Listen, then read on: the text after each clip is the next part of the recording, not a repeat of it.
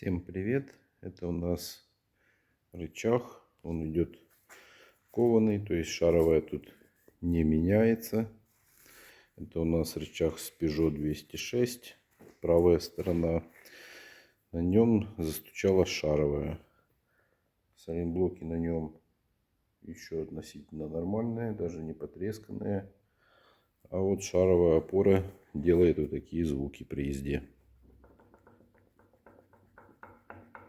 Я думаю, что вы четко их слышите.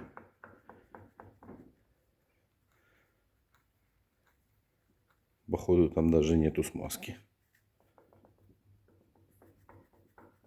И вот так вот оно на каждой ямочке, на каждом неровности стучало. Притом видно из-за того, что или рычаг кованый, но очень громко.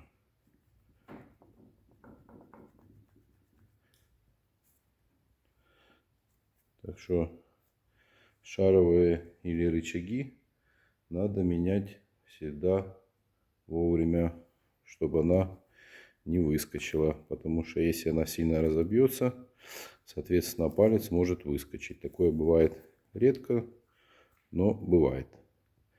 Все, всем пока, до новых встреч.